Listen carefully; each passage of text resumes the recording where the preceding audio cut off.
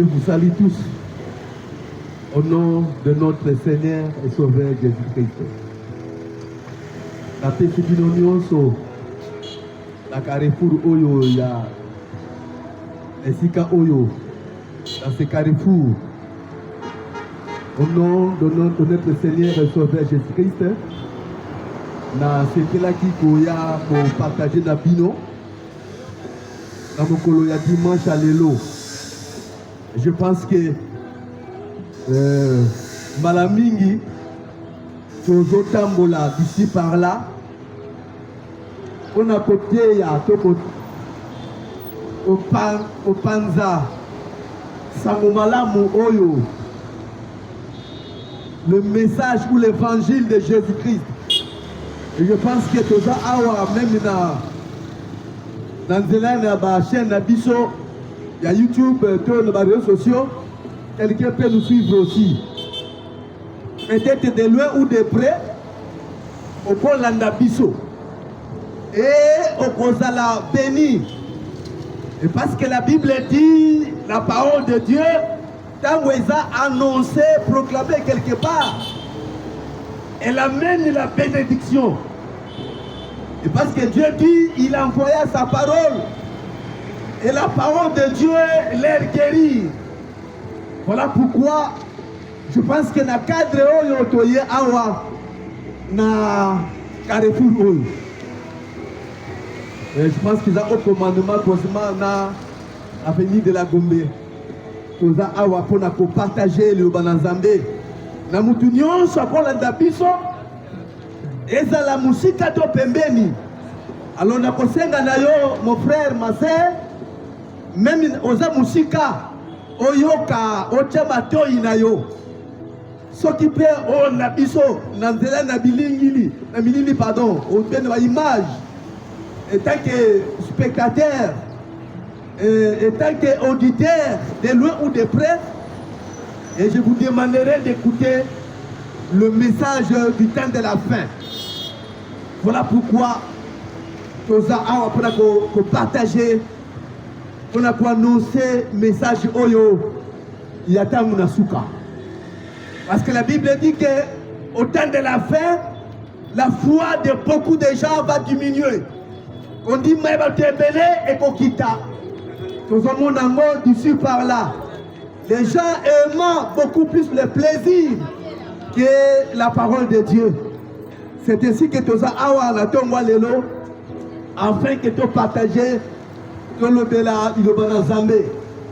Na kosenga na yo bien aimé, je vous demanderai mon frère ou ma sœur de loin ou de près, oyoka maloba oyo.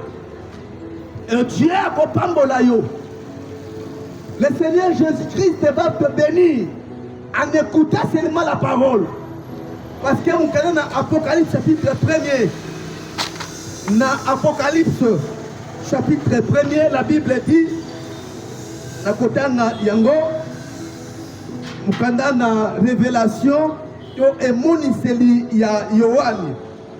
La révélation de Jean-Baptiste, dans l'île de Patmos. La Bible dit au chapitre 1er, je vais lire quelque chose là-bas. Au verset, je pense, oui. La Bible dit ceci.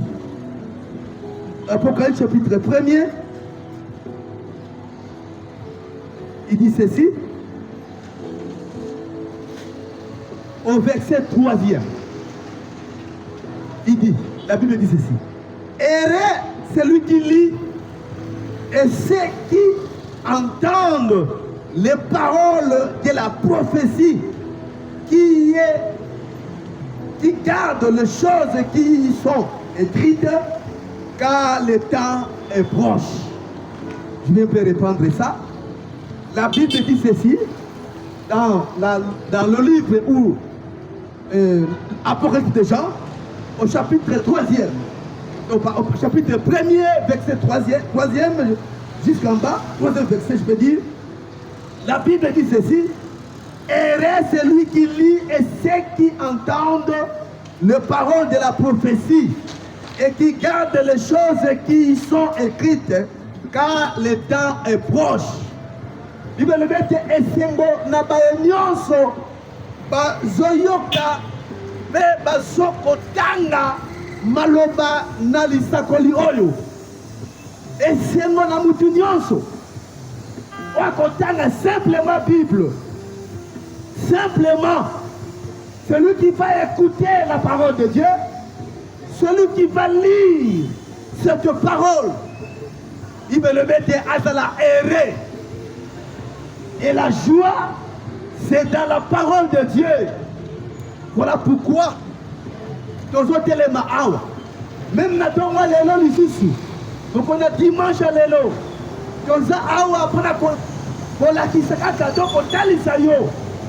et je pense que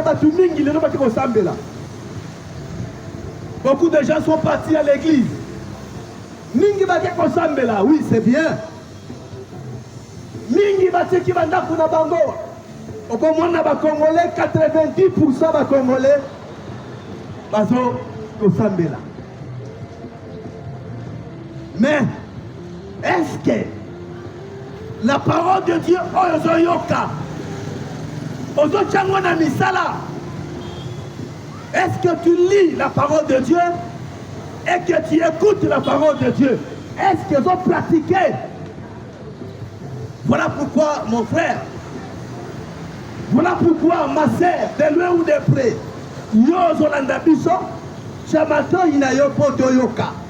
et parce que l'évangile, la Bible dit, il faut que c'est une bonne nouvelle du royaume. Dans Matthieu chapitre 24, Matthieu chapitre 24, na verset 14, na kotanga yango, Matthieu chapitre 24. Na verset 14. La Bible dit ceci, ça c'est Jésus-Christ de lui-même. Alors quand il s'accorde, alors qu'il est disciple, dans la montagne, sur le mont des Oliviers, et les disciples, tout le monde question, il y a 3 questions pour Seigneur Jésus-Christ. Ils ont demandé la question à Jésus. Ce qui ont dit dans le verset premier, je vais lire. Il dit, et puis donc dans le verset 14 après. Verset premier, l'évangile selon Saint Matthieu, chapitre 24. Il dit, et comme Jésus s'en allait au sorti du temple, ses disciples s'approchèrent pour lui faire remarquer les constructions. Mais il leur dit, voyez-vous tout cela? Je vous le dis en vérité, il ne restera pas ici pierre qui ne soit renversé. Et il s'assit sur la montagne des Oliviers. Et les disciples vinrent en particulier lui faire cette question. Dites-nous, quand cela arrivera-t-il et quel sera le signe de ton avènement et de la fin du monde? Voilà cette écriture. Dans le verset premier. Donc, au verset premier,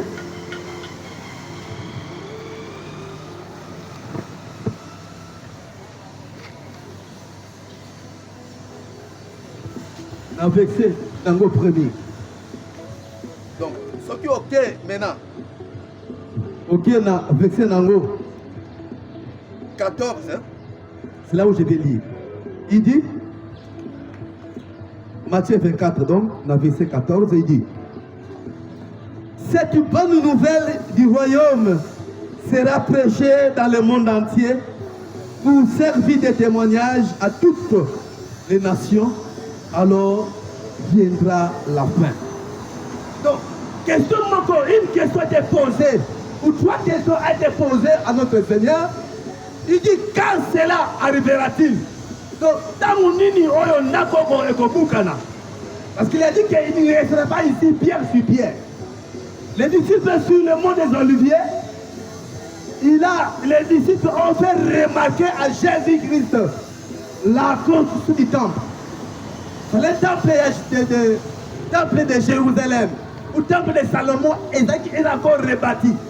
C'était rebâti, je vous l'ai dit.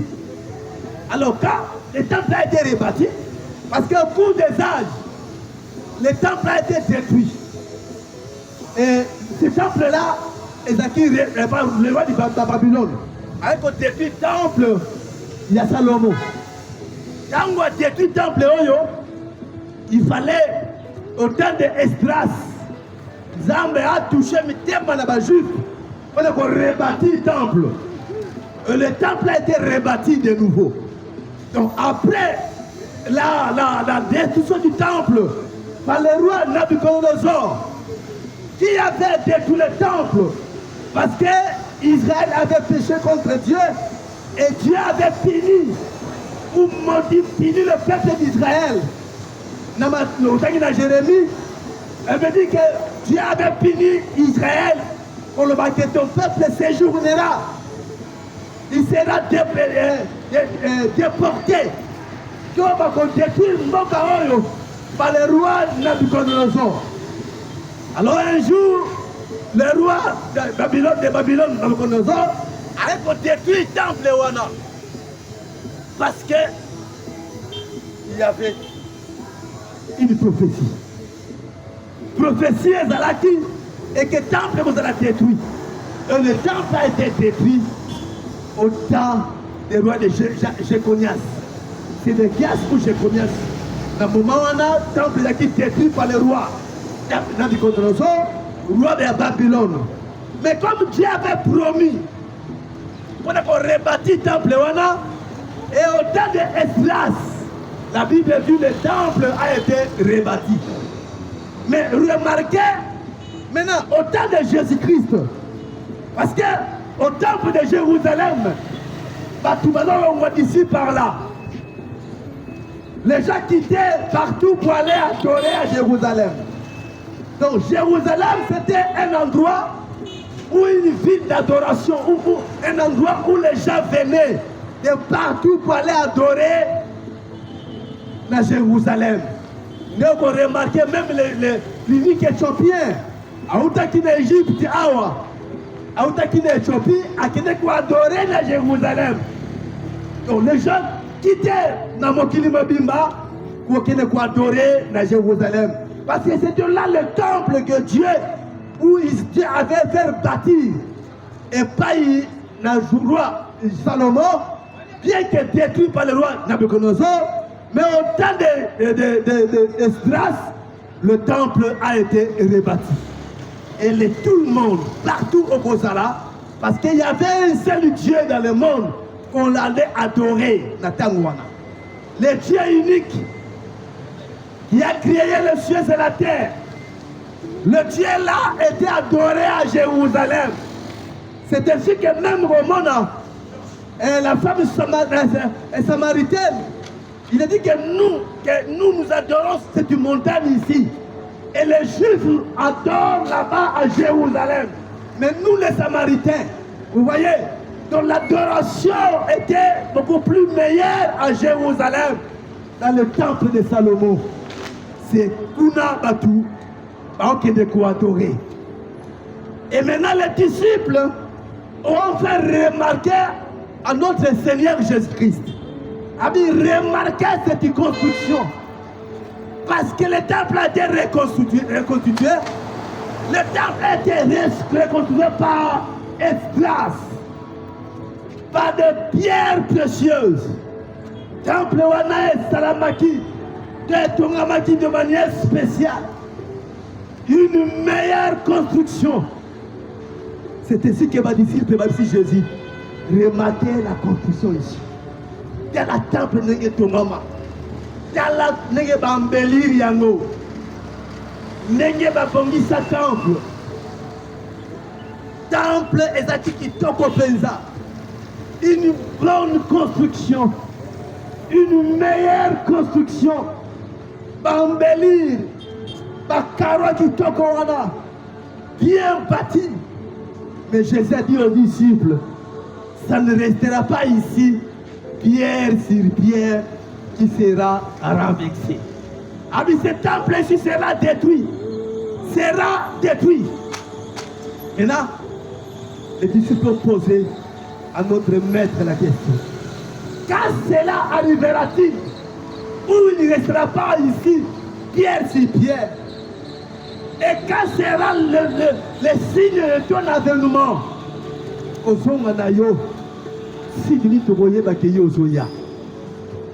et quand cela aussi sera la fin du monde, quand viendra-t-il la fin du monde? Voilà pourquoi le Seigneur Jésus a le bâti et pas une disciple. En plus, il répond que quand vous verrez ceci, cela, une nation s'élèvera contre une nation, un royaume sera contre un autre royaume. Je vois d'ici parler des bruits de guerre, des guerres et de tremblements de terre, des famines en tout lieu, beaucoup de choses où les maîtres à l'obaki. Mais il a dit à la fin, dans le verset 14, dans Matthieu 24, c'est là où je suis en train de lire, juste comme introduction. C'est là où Jésus répond ici, dans verset 14. Il dit, cette bonne nouvelle du royaume sera prêchée dans le monde entier pour servir de témoignage à toutes les nations, alors viendra la fin. Voilà mon frère. Voilà les signes du temps de la fin.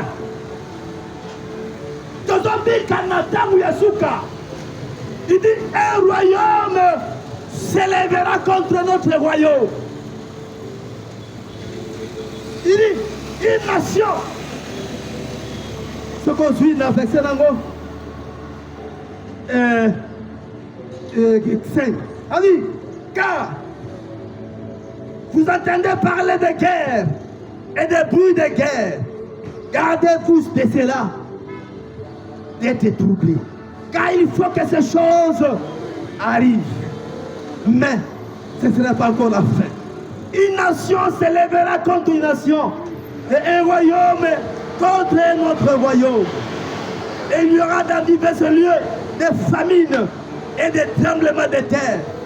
Tout cela, et c'est là que le commencement des douleurs. Alléluia. Bien-aimé, c'est ça la parole du Seigneur. Il dit, un royaume s'élèvera contre un autre royaume. Nous avons la guerre partout. Nous avons la Russie à tomber contre l'Ukraine. Tu vois, Israël a s'élevé contre le Liban, contre même les voisins. Nous avons la guerre partout. Et notre pays, nous sommes agressés par un autre pays. Donc un pays, une nation qui s'élève contre une autre nation.